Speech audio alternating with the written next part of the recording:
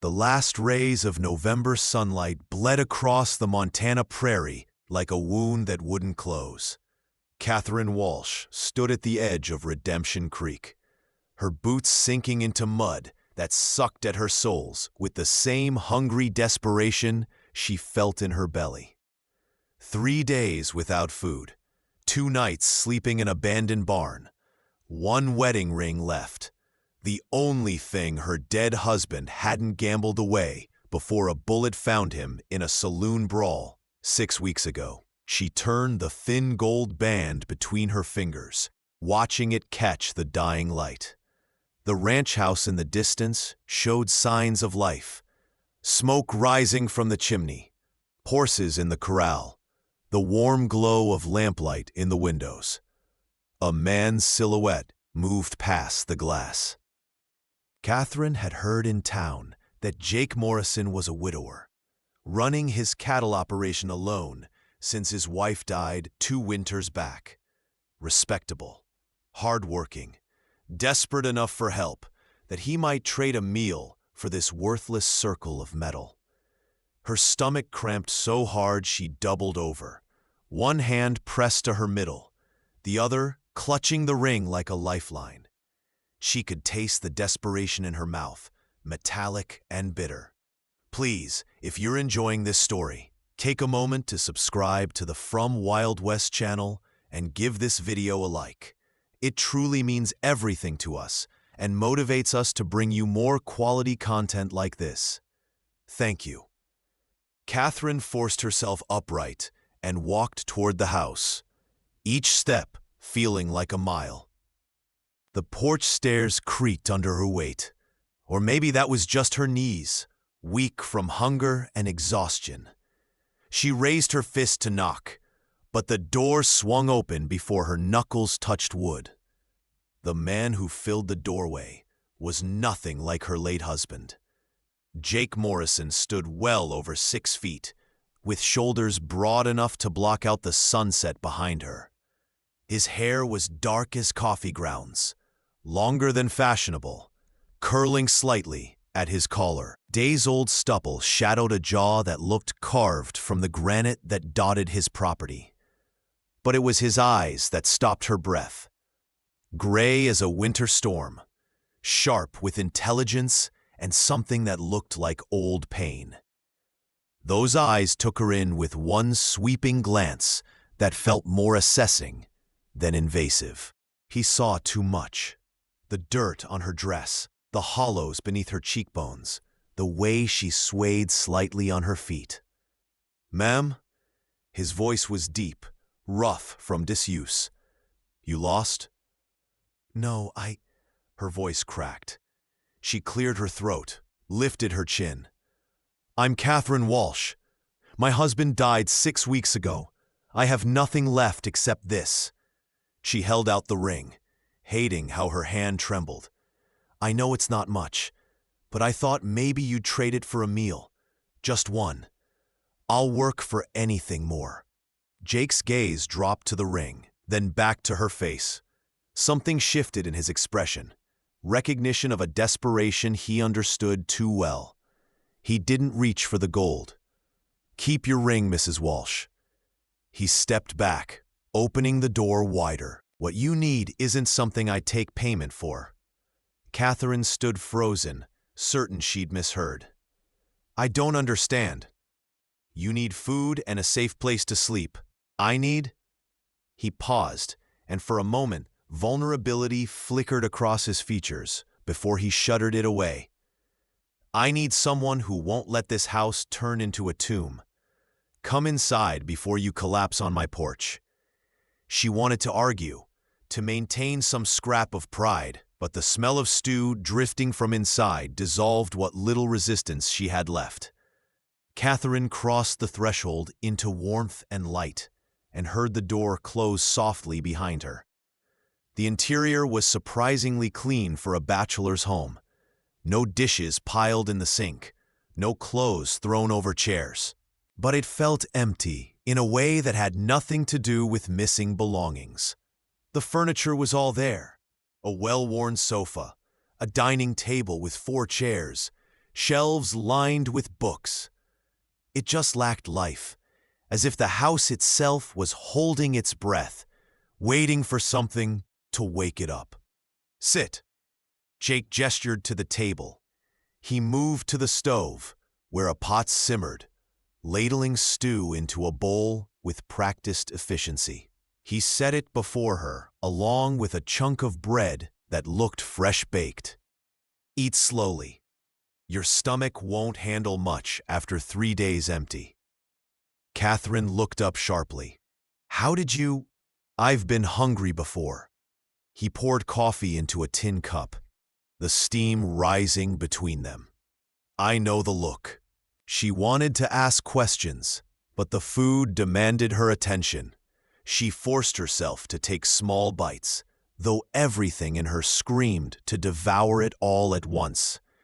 The stew was simple: venison, potatoes, carrots, but it tasted like salvation. Jake sat across from her, his own coffee untouched, watching to make sure she didn't eat too fast. "Your husband," he said after a few minutes.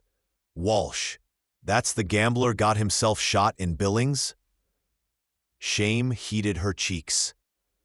"Yes, you're not responsible for his choices. Tell that to his debts.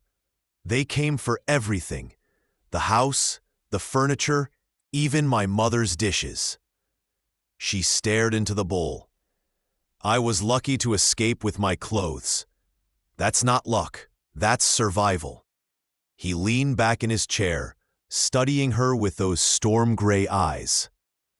"You said you'd work. Can you cook?" "Yes, I can clean, mend, tend a garden." "Can you shoot?" That stopped her. "A gun? I've got cattle that need watching and predators that need discouraging. If you're staying here, you'll need to defend yourself when I'm out on the range." His tone was matter-of-fact, not condescending. "I can teach you, if you're willing." Catherine set down her spoon, meeting his gaze directly for the first time. "Why are you helping me? You don't know anything about me." Jake was quiet for a long moment, his fingers tracing the rim of his coffee cup. "My wife, Sarah. She died in childbirth. The baby, too. I wasn't here. I was in town getting the doctor, but a storm washed out the creek, and by the time I got back—" His jaw tightened. "I swore I wouldn't let this place need anyone again. Wouldn't let myself need anyone." But the silence? He shook his head. "Some things are worse than loneliness." The raw honesty in his voice created an unexpected intimacy in the warm kitchen. Catherine understood exactly what he meant. That silence that screamed. That emptiness that was somehow heavier than any burden. "I won't pretend to fill her place," Catherine said softly. "I'm not asking you to." Jake finally lifted his coffee, taking a long drink. "I'm offering you work and safety. You're offering me a reason to light more than one lamp at night. To cook meals instead of eating jerky over the sink. Maybe that's enough." "You need a wife, and I need a home," Catherine whispered, more to herself than to him. Jake's eyes widened slightly, and something passed between them. Not romance, not yet, but understanding. Maybe we can help each other survive until it's more than survival. That night, Catherine slept in the small bedroom that had once been meant for a nursery. Jake had converted it after Sarah's death. Unable to bear the sight of the empty cradle. The bed was narrow but comfortable, the quilts heavy and warm. She lay in the darkness, listening to the unfamiliar sounds of the house settling. Jake's footsteps in the room down the hall, the wind singing through the eaves. For the first time in 6 weeks, she didn't cry herself to sleep. Morning came cold and bright, frost painting the windows in delicate patterns. Catherine woke to find clothes laid out on the chair beside her bed.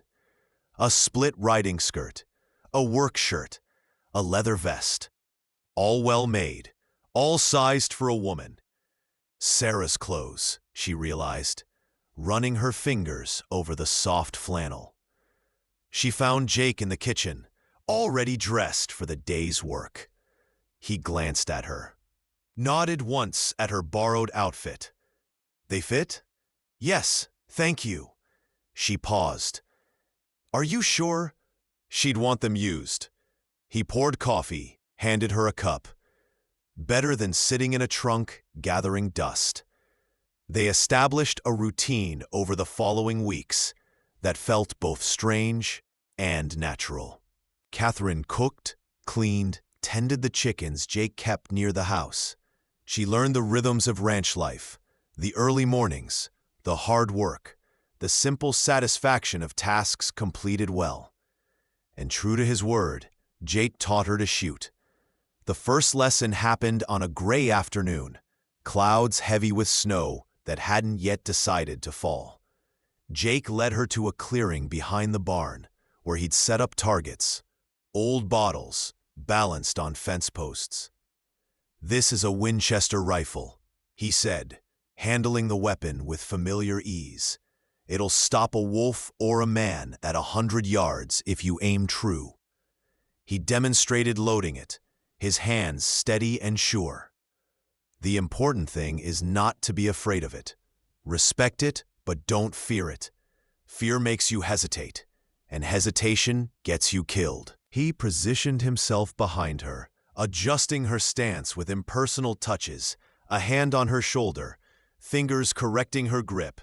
But when he spoke, his breath warm against her ear, Catherine felt something shift in her chest like ice cracking. See the target. Breathe in. Let half out. Then squeeze. Don't pull the trigger. His voice was low, steady. I've got you. The rifle kicked hard when she fired, the sound explosive in the quiet afternoon. The bottle exploded in a shower of green glass. Good. Jake's hands lingered a moment longer than necessary before he stepped back. Again. They practiced until her shoulder ached and her ears rang, despite the cotton Jake had her stuff in them. By the end, she could hit 5 out of 6 bottles, and the satisfaction that bloomed in her chest had nothing to do with Jake's rare smile of approval. Everything. You're a natural, he said, taking the rifle. Few more weeks, you'll be better than me. I doubt that. But she smiled, surprising herself. When was the last time she'd smiled? December brought snow that transformed the ranch into something from a fairy tale. Beautiful and deadly in equal measure. The cattle needed constant attention. Hay hauled through drifts that reached Catherine's knees. She worked alongside Jake, learning to throw hay, check hooves, spot the signs of sickness in the animals. One evening, returning from the barn after a difficult birth, a calf that had come breech but survived thanks to Jake's experienced hands, they stood in the doorway stamping snow from their boots. Jake's shirt was stained with blood and birth fluids, his face lined with exhaustion. But there was satisfaction in his eyes. You did well today, he said. Stayed calm, followed instructions. That calf might not have made it if you'd panicked. Catherine pulled off her gloves, her fingers red with cold. I've learned from the best. Jake caught her hand before she could pull it away, his warm fingers wrapping around hers. His thumb traced over her knuckles, a touch so gentle it made her throat tight. You're not property, Catherine. You know that, right? You can leave any time. I won't stop you. She looked up at him, seeing past the hard exterior to the good man beneath. Where would I go? Anywhere you wanted. But his hand tightened slightly on hers, betraying the hope he didn't voice. What if I don't want to go anywhere? The words came out barely above a whisper. Jake's gray eyes darkened to smoke. He lifted his free hand slowly, telegraphing his intention, giving her every chance to pull away.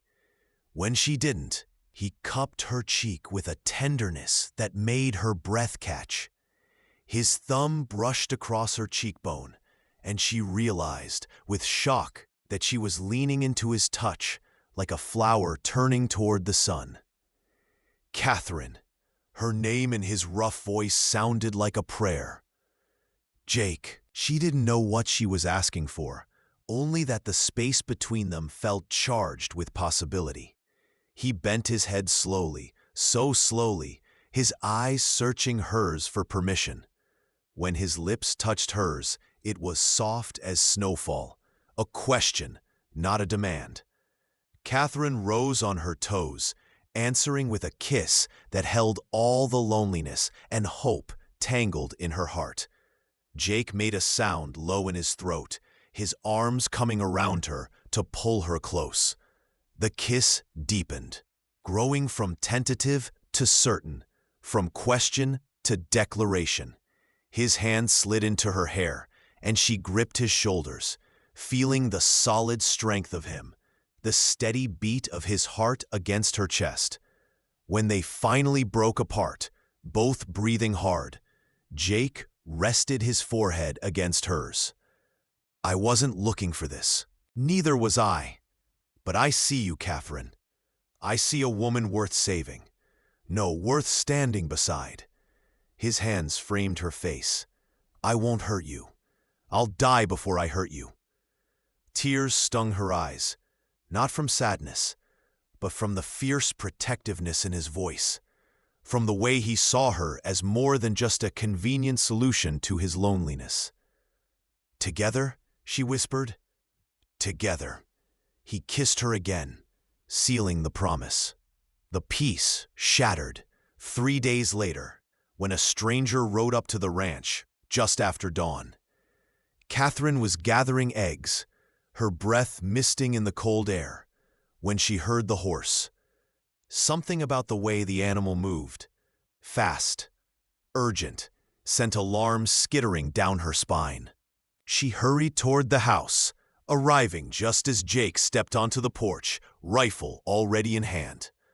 The rider was young, barely 20, with wild eyes and a bloody bandage around his thigh. Morrison, thank God. I need help. It's the Taggart gang. They hit the bank in Billings yesterday, shot 3 people. They're headed this way, looking for a place to hole up for the winter. Jake's expression went hard as stone. How many? 6. Maybe 7. The young man, Catherine recognized him as Tommy Fletcher from the general store, swayed in his saddle. They're mean, Mr. Morrison. Real mean. Killed a woman just for looking at them wrong. Get down. Catherine, help him inside. Jake's voice was clipped, already moving into action. He turned to her as she supported Tommy toward the door. Pack supplies, food, ammunition, medical kit, enough for a week. Where are we going? The line shack up in the hills. It's defensible, and they won't find it unless they know to look. His eyes met hers, fierce and protective. I won't let them touch you. They worked with swift efficiency. Catherine gathered supplies, while Jake saddled horses and loaded rifles. Tommy's information was grim. The Taggart gang was led by Cyrus Taggart, a man who'd killed his first victim at 14 and never looked back. They were ruthless, violent, and smart enough to evade the law for 5 years. Why would they come here? Catherine asked as she strapped saddlebags closed. Jake's jaw tightened. Cyrus Taggart was married to my cousin. She left him after he broke her arm. He's blamed our family ever since, swore he'd make us pay. He met her eyes. That's why I know they're coming here specifically. This isn't random. Fear turned Catherine's blood cold, but she forced herself to stay calm. Then we need to leave. Now. They rode out within the hour, Tommy barely conscious but clinging to his saddle. The line shack was 5 miles into the hills, following a narrow trail that wound between pine trees heavy with snow. The cabin itself was small but solid. Thick log walls, a good fireplace, windows positioned to see anyone approaching. Jake got Tommy settled on the narrow bunk, checking his wound with practiced hands. Bullet went clean through. He'll live if infection doesn't set in. Catherine boiled water, preparing to clean the injury. As she worked, she felt Jake's eyes on her, watching the competent way she handled the medical supplies, the steady calm she maintained despite the fear churning in her gut. "You're stronger than you think," he said quietly. "I had a good teacher." She smiled slightly, then sobered. "Jake, what happens if they find us?" "They won't." But his tone left no room for argument. If they did come, he was prepared to do whatever was necessary. They waited. Day bled into night. Night into day. Tommy's fever spiked on the second day, and Catherine sat up through the night, cooling his forehead with snowmelt water, forcing willow bark tea between his cracked lips. Jake maintained watch, moving between the windows with tireless vigilance. On the third night, Catherine woke to find Jake sitting by the fire, staring into the flames, with an expression of such profound sadness that her heart ached. She rose quietly, wrapping a blanket around her shoulders, and sat beside him. "Can't sleep?" she asked softly. "Thinking about Sarah." He didn't look at her, his gaze lost in the dancing fire. "She died because I wasn't there, because I couldn't protect her." Catherine took his hand, lacing their fingers together. "You can't protect everyone from everything, Jake. Sometimes terrible things just happen. I know that here," he tapped his head. "But here," his hand went to his chest, "I made a promise at her grave that I'd never care enough to hurt like that again, that I'd keep everyone at arm's length." And now, he turned to her then, his gray eyes full of raw emotion. "Now I'm terrified, because I'm breaking that promise. I care, Catherine. God help me. I care so much it keeps me awake at night. Because I know what I'll do to protect you, what I'm capable of doing." She cupped his face, feeling the scratch of stubble, the warmth of his skin. "I'm not asking you to be perfect. I'm asking you to let me stand beside you, not behind you. We face this together, remember?" "Together," he breathed, and kissed her with a desperation that spoke of fear and hope, tangled into something neither could name, but both recognized. They made love that night by the firelight, slow and tender, each touch a promise, each kiss a declaration. Jake was gentle, despite the urgency in his hands, always checking, always asking with his eyes if she was sure, if this was what she wanted. Catherine answered by pulling him closer, by whispering his name like a benediction. Afterward, wrapped in blankets and each other's arms, Catherine traced the scar that ran along Jake's ribs, a knife wound from a cattle rustler years ago. "Tell me," she said softly. So he did. He told her about growing up poor in Texas, working ranches from age 12, saving every penny until he could buy this land. About meeting Sarah at a church social, her laugh like music, their brief, happy years before pregnancy complications took her away. About the guilt that had eaten at him, the way he'd closed himself off from the world. In turn, Catherine told him about her marriage, how charming her husband had been at first, how that charm had curdled into cruelty when his gambling debts mounted.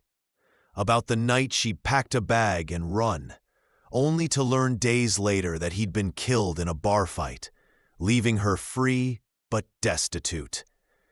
"We're a pair of broken things, aren't we?" Jake murmured against her hair. Or maybe we're two people who survived. That's not nothing. His arms tightened around her. No, it's everything. The Taggart gang arrived on the fourth day. Catherine was outside, checking the horses, when she heard voices echoing through the pine trees. Her blood turned to ice. She ran back to the cabin, her heart hammering. Jake. He was already at the window, rifle in hand. I see them. 7 riders. They're circling, trying to find the trail. His voice was cold, controlled. Get Tommy off the bunk. We need that window clear. Catherine helped the young man to the floor, propping him against the wall. He was still weak, but conscious, and he pulled his pistol from its holster with shaking hands. I can shoot if I need to. Let's hope it doesn't come to that. Jake positioned himself at the front window. Catherine, you take the side. Remember your training. Breathe, aim, squeeze. She picked up the rifle he'd set there for her, her hands steadier than she expected. Through the window, she could see movement between the trees. Dark shapes on horseback, spreading out to surround the cabin. Morrison? A man's voice rang out, harsh and mocking. I know you're in there. Cyrus Taggart here to collect on an old debt. Jake said nothing, his finger resting lightly on the trigger. Send out the woman and we'll make this quick, Taggart called. Keep her and we'll take our time with all of you. Catherine's stomach turned, but she kept her rifle steady. Beside her, Jake's expression was carved from stone. Last chance, Morrison. Jake's answer was a single shot that knocked the hat off one of the riders. Come near this cabin, and the next one goes between your eyes. For a moment, there was silence. Then, gunfire erupted. The world dissolved into chaos. The crack of rifles, the ping of bullets against log walls, the acrid smell of gunpowder. Catherine fired when she saw targets, not thinking, just acting on instinct and training. She saw one man fall from his horse, clutching his shoulder. Another retreated behind a tree. Jake was a machine beside her, his shots precise and deadly. But there were too many of them, and they were well armed. A bullet shattered the window near Catherine's head, glass spraying across her face. She felt blood on her cheek, but didn't stop shooting. They're trying to get to the back, Tommy shouted, firing his pistol through the narrow rear window. Jake cursed, dropping his empty rifle and drawing his revolver. He moved to help Tommy, leaving Catherine to cover the front. She reloaded with hands that trembled only slightly, her mind crystal clear, despite the terror trying to claw its way up her throat. A man burst through the front door. Catherine hadn't even seen him get that close. He was huge, with a scarred face and a knife in his hand. He lunged for her. Catherine didn't hesitate. She pulled the trigger. The man went down hard, blood blooming across his chest. He stared up at her with shocked, dying eyes. Catherine kept the rifle pointed at him until she was sure he wasn't getting up again, then turned away, fighting nausea. Catherine! Jake's voice, urgent. She spun to see him grappling with another man who'd come through the back. The outlaw had knocked Jake's gun away, and they were locked together, each trying to gain advantage. The man was younger, faster, and he was driving Jake back toward the fireplace. Catherine couldn't get a clear shot. They were moving too fast, too entangled. Then the outlaw pulled a knife, and everything slowed down. She saw the blade arc toward Jake's ribs, saw Jake twist, not quite fast enough, saw the knife connect, saw blood. No! Catherine dropped her rifle and grabbed the poker from the fireplace. She swung it with all her strength, catching the outlaw across the back of his head. He dropped like a stone. Jake staggered, his hand pressed to his side, blood seeping between his fingers. Catherine caught him before he fell, lowering him to the floor. "How bad?" she demanded, her hands already pulling his shirt up to assess the wound. "Not deep." He gritted his teeth. "Caught my ribs, not my gut. You're bleeding everywhere." "I've had worse." But his face was pale, his breathing shallow. Outside, the gunfire had stopped. Catherine could hear retreating hoofbeats, the remaining outlaws fleeing. Tommy appeared in the doorway, limping but alive. "They're gone," he said, took their dead and ran. Catherine barely heard him. All her focus was on Jake, on the blood that wouldn't stop flowing, on his eyes that were starting to look glassy. "Stay with me," she commanded, ripping strips from her petticoat to pack the wound. "You don't get to leave me now, not after everything."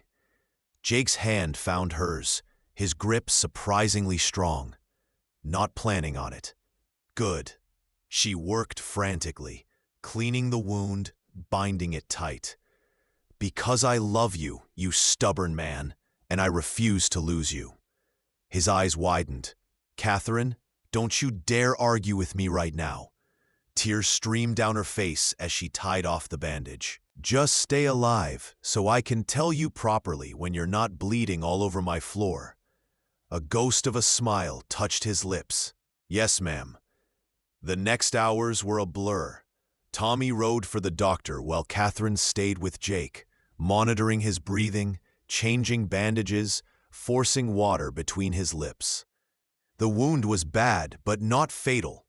The knife had glanced off a rib, cutting deep but missing vital organs. Jake drifted in and out of consciousness, his hand always searching for hers, even in sleep. Each time he woke, his first word was her name, checking to make sure she was still safe.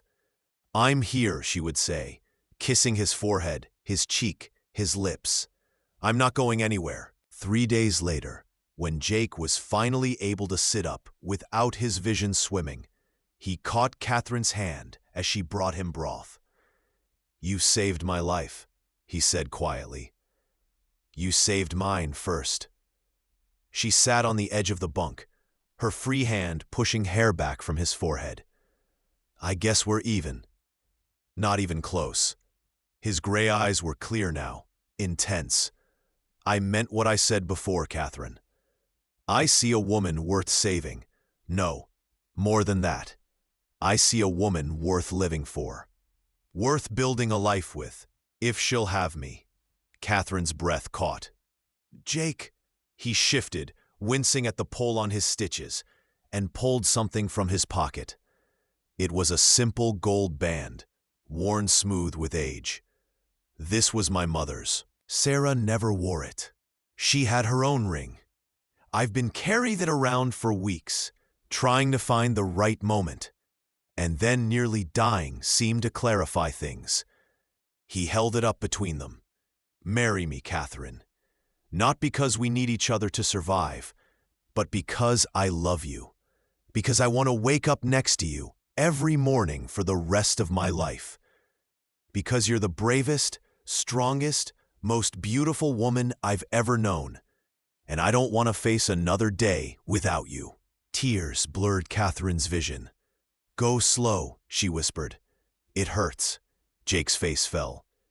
"I understand. If it's too soon." "No," she laughed through her tears. "I mean my heart hurts from how much I love you, how much I want to say yes, how terrified I am that this is real." Understanding dawned in his eyes. "I'll die before I hurt you, Catherine. That's a promise." "I know." She took the ring from his hand, sliding it onto her own finger. It fit perfectly. "Yes, Jake Morrison. I'll marry you. I'll build a life with you. I'll love you until my last breath." He pulled her down for a kiss that tasted of tears and joy and promise. When they broke apart, both smiling, Jake murmured against her lips, "Together, together." They were married 6 weeks later, when Jake was fully healed and spring was beginning to soften the Montana winter. The ceremony was simple. Just the circuit preacher, Tommy Fletcher as witness, and a handful of ranching families who'd become friends. Catherine wore a dress she'd sewn herself from fabric Jake bought in town, pale blue like a clear sky, with lace at the collar that had belonged to Sarah. Jake had asked her permission to include something of his first wife's, and Catherine had agreed, understanding that honoring the past didn't diminish the future. Jake wore his best suit, his dark hair slicked back, his gray eyes never leaving Catherine's face as she walked toward him. When he took her hand, his voice was steady and sure as he spoke his vows. "I promise to stand beside you, not in front of you or behind you. I promise to see you, not what I need you to be, but who you are. I promise to build a home with you, where love matters more than comfort, where honesty matters more than peace. I promise to protect you without caging you, to love you without owning you. This I swear on my life." Catherine's voice was thick with emotion as she responded, "I promise to be your partner in all things. I promise to be strong when you're weak, and to let you be strong when I'm weak.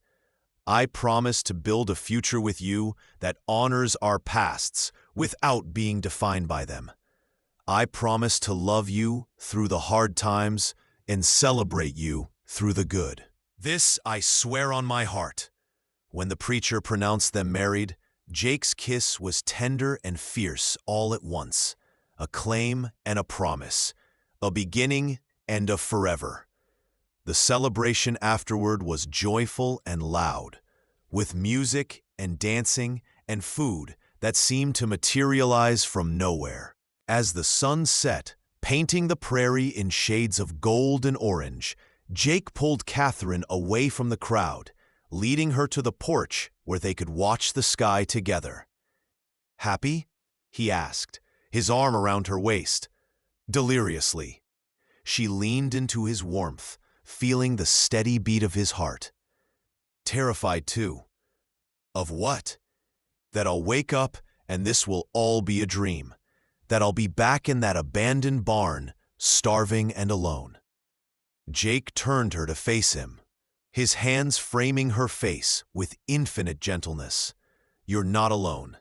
You're never going to be alone again. I promise you that, Catherine Morrison." Hearing her new name made tears spring to her eyes. "Say it again." "Catherine Morrison." He kissed her forehead. "My wife." A kiss on her nose. "My partner." A kiss on her lips, soft and lingering.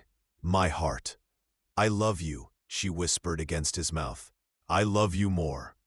They stood there as the stars came out, wrapped in each other and in the promise of all the tomorrows stretching before them. The past had been hard, full of loss and pain and survival. But the future was theirs to build together, and that was everything.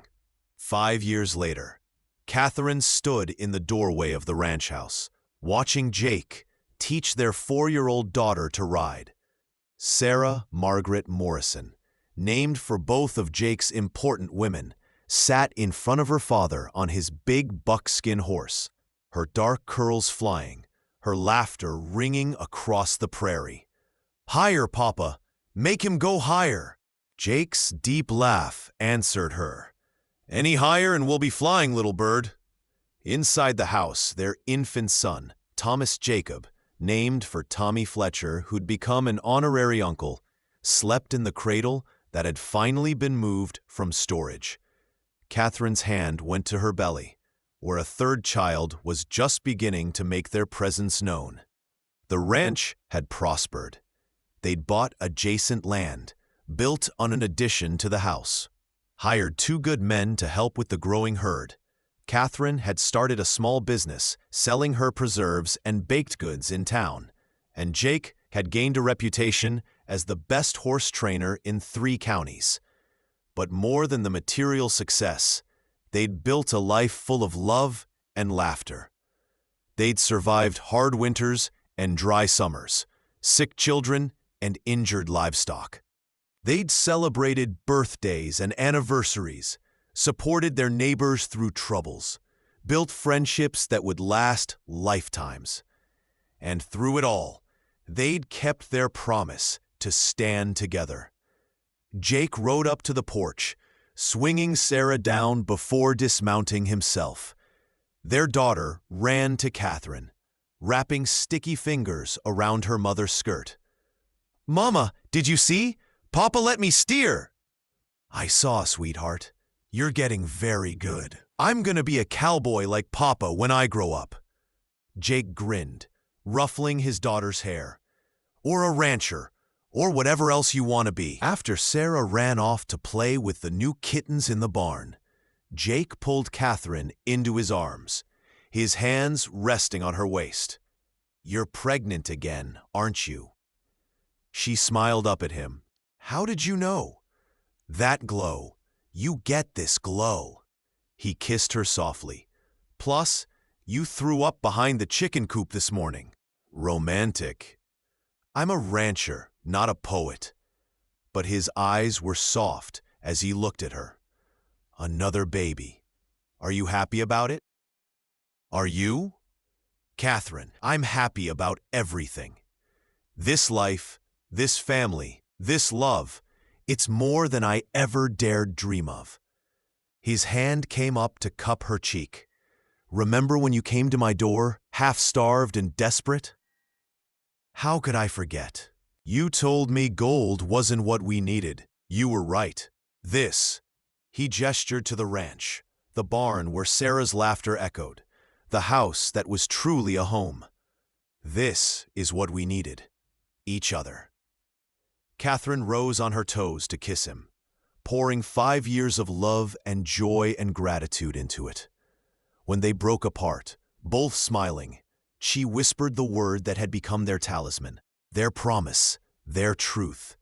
"Together." "Together," Jake echoed, and kissed her again as the Montana sun painted everything gold. Thank you so much for listening to this story. I'd love to know where you're enjoying this tale from. Are you listening at home, during your commute, or perhaps while working? Please subscribe to the From Wild West channel and share your thoughts in the comments below. What did you think of Catherine and Jake's journey? Your feedback means the world to us.